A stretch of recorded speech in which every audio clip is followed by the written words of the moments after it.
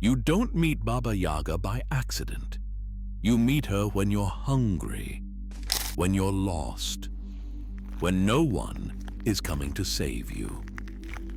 Deep in the forest, there is a house that shouldn't exist. It stands on chicken legs. It turns to face you when you arrive. Inside lives an old woman who doesn't chase children. She doesn't scream, she doesn't lie. She gives you tasks, and if you fail, the forest keeps you.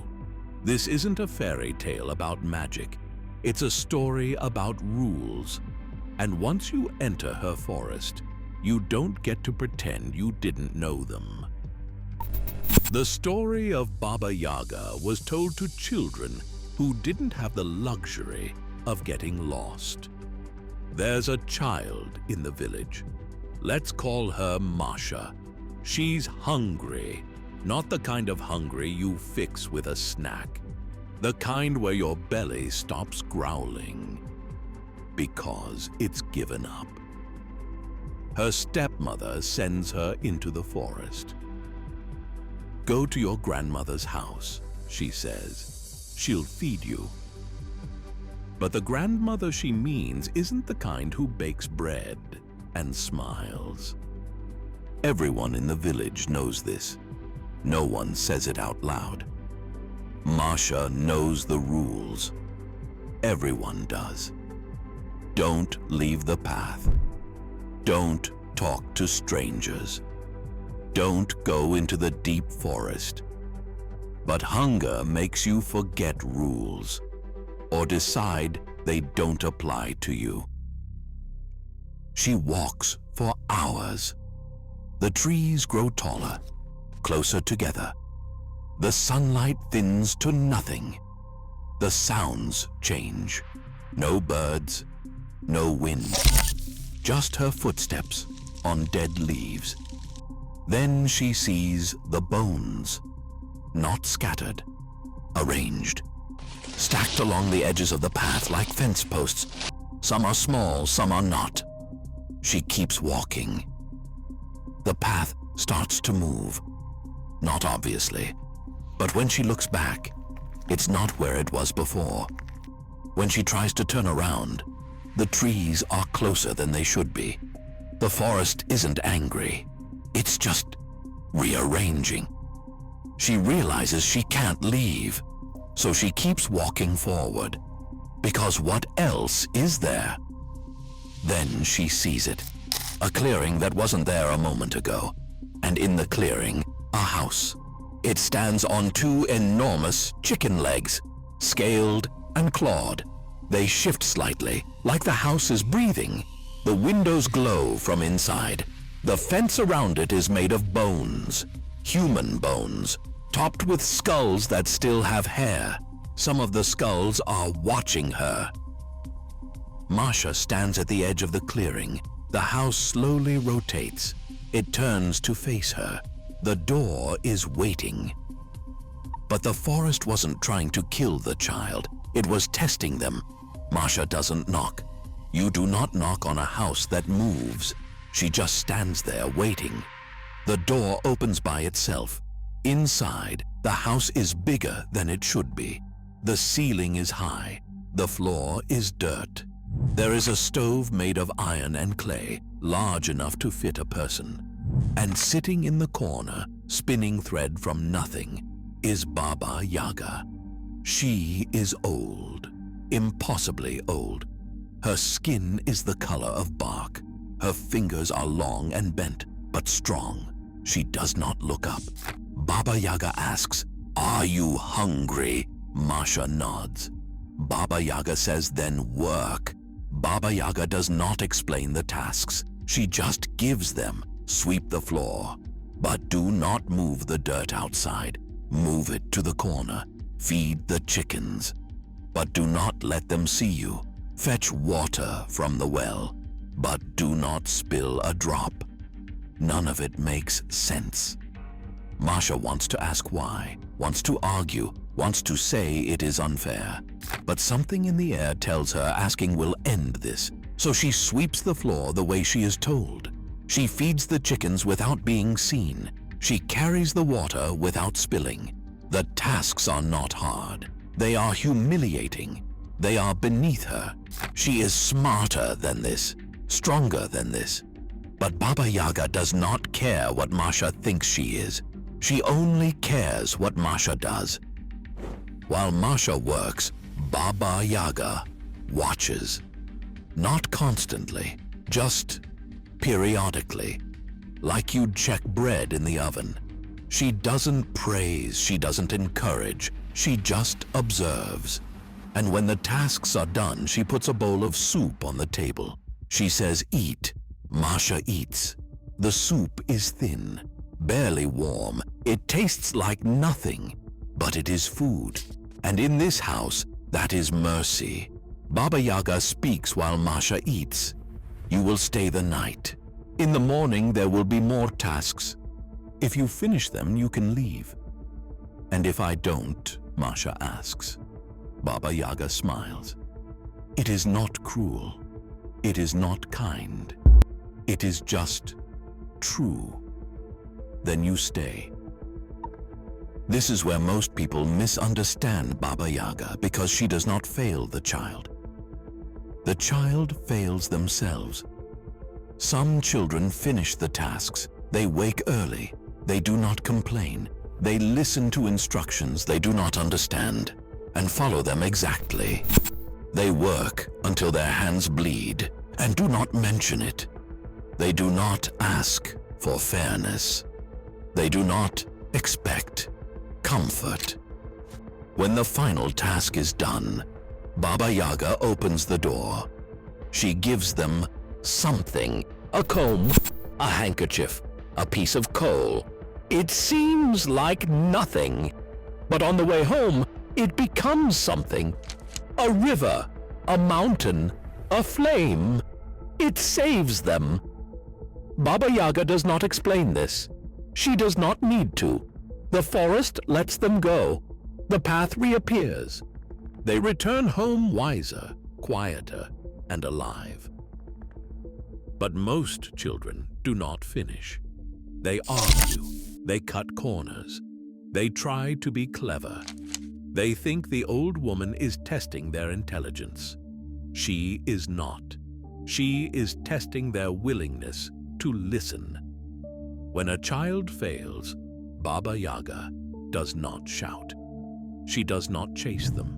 She just continues spinning. The house rotates back toward the forest. The door closes, and the child is never seen again. No one finds their bones. The forest keeps them, not as punishment, just as a fact. There's no final speech, no moral lesson delivered by Baba Yaga herself. She doesn't care if you learn, she only cares if you survive. And survival, in her forest, has rules. So why would parents tell this story to their children, knowing how it ends? In Slavic villages, children disappeared all the time.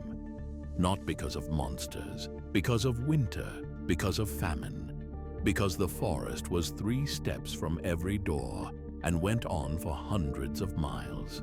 If you wandered into the woods, you died. Not dramatically, not quickly.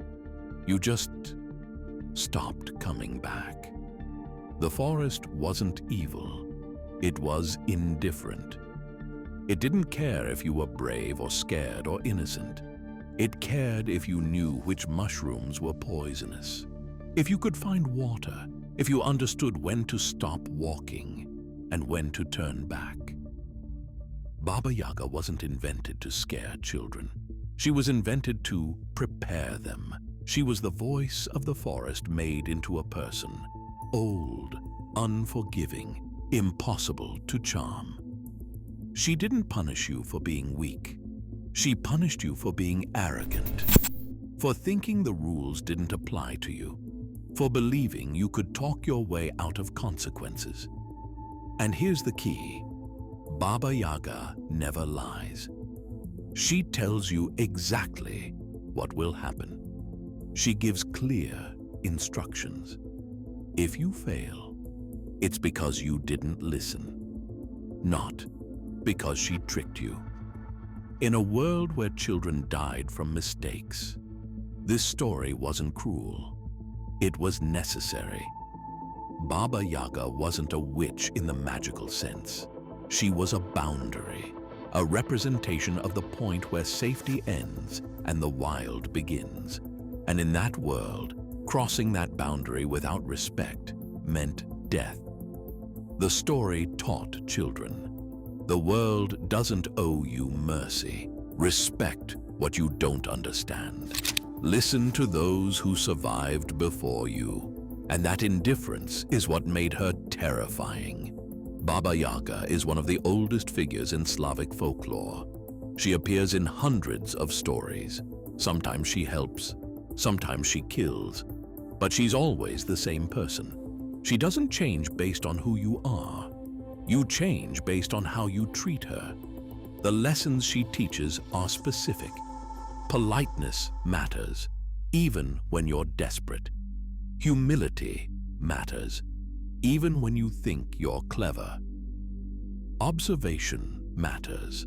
Watch before you act. These weren't abstract values. They were survival skills. But there's something deeper here. Baba Yaga is female, old, powerful, and she doesn't nurture. In a world of fairy godmothers and kind witches, that's rare. She's not a villain, but she's not a helper either. She's a test. She represents a type of woman that many cultures tried to erase. The woman who doesn't soften herself, who doesn't apologize, who teaches through consequence, not comfort. She doesn't give you what you want. She gives you what you need, if you're strong enough to take it. And that's why she endured. Because every generation needed a story about someone who wouldn't lie to them. Someone who wouldn't pretend the world was safe. Someone who said, you can survive this, but only if you listen. Baba Yaga didn't raise children. She sorted them. The ones who could learn survived. The ones who couldn't, didn't. And in a world where survival wasn't guaranteed, that story had value. It still does. And that may be the real danger. We do not have forests anymore. Not like that.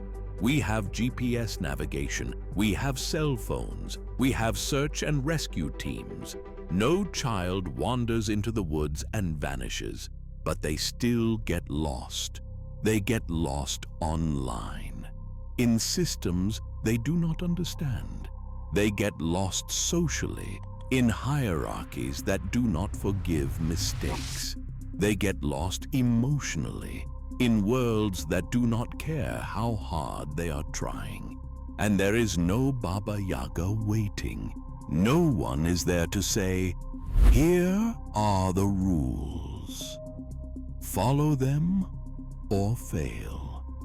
No one is there to test whether you can listen. No one is there to give you tasks that seem pointless, but teach you how to survive. Just consequences. Arriving later, harder, without warning. Baba Yaga was harsh, but she was clear. She told you what she wanted. She gave you a chance. The modern world does not. It just watches you fail and then asks why you did not know better. Maybe we need that story again. Not the house on chicken legs, not the skulls and bones, but the idea behind them, that the world has rules, that arrogance is more dangerous than fear, that listening, really listening, can save your life. We have spent decades telling children they are special, that they can do anything, that the world will bend to them if they just believe. Baba Yaga would call that a lie. And in her forest, lies get you killed. She was not a monster. She was a mirror. She showed you what you were. And if you did not like it, That was not her problem.